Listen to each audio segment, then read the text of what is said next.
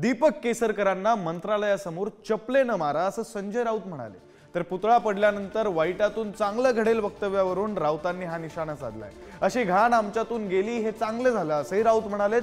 तर पुतळा पडण्याचं मुख्यमंत्र्यांच्या पुत्राशी कनेक्शन आहे असा संजय राऊतांचा आरोप आहे। संजय राऊतांचा भ्रष्टाचाराच्या संदर्भानं अनुषंगानं हा मोठा आरोप पाहायला मिळतो। सध्या मला असं वाटतं की हा एक अपघात आहे आणि त्याच्यामुळे कोणी याच्यावर त्याच प्रकारे ते घ्यावं आणि कदाचित असं असेल की चांगल्या वाईटातून चांगलं घडायचं असेल आणि त्याच्यासाठी सुद्धा अपघात घडला असेल, काही सांगता येणार नाही। अपघात कसा घडला त्याची चौकशी शासन करेल आणि त्याप्रमाणे पुढची कारवाई सुद्धा करेल।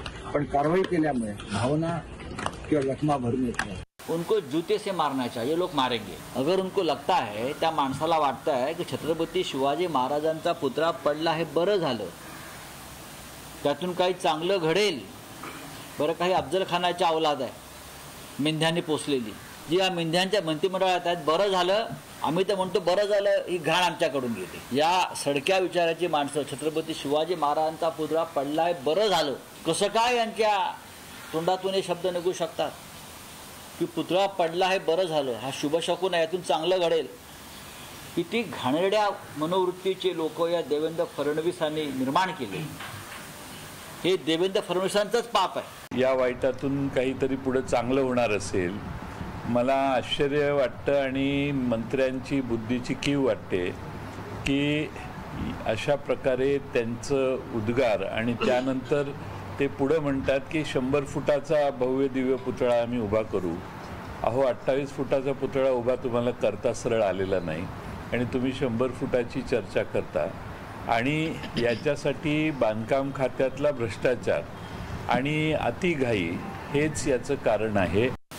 पुतळा पडला याचा अर्थ पुतळा पोकळ, भ्रष्टाचारानं पोखरलेला चौथरा, कोट्यावधी रुपये खाल्लेले आहेत। आणि आता ज्या बातम्या समोर येत आहेत की हे ठाणे कनेक्शन आहे आणि मुख्यमंत्र्यांच्या पुत्राचं कनेक्शन, हे मी सांगत नाही, या बातम्या समोर येत आहेत।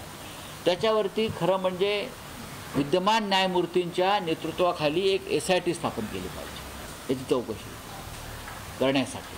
कोट्यावधी रुपये, शेकडो कोटी रुपयाचा व्यवहार झाला या पुतळ्याच्या मागे। पुतळा बांधकाम खात्याच्या मार्फतच आपटे नेव्हीला कसा कळला?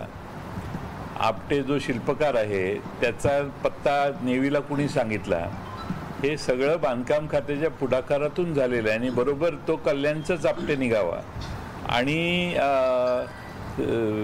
या सगळ्या कामामध्ये आपटेचा पत्ता नेव्हीला सांगण्याचं काम कुणी केलं? आणि बांधकाम खात्यानंच हे काम करून घेतलेलं आहे। नेव्हीच्या अधिकाऱ्यांनी फक्त तो पुतळा आल्यावर तिथे बसवलेला आहे। त्यामुळे दोष हा महाराष्ट्र सरकारचा आहे।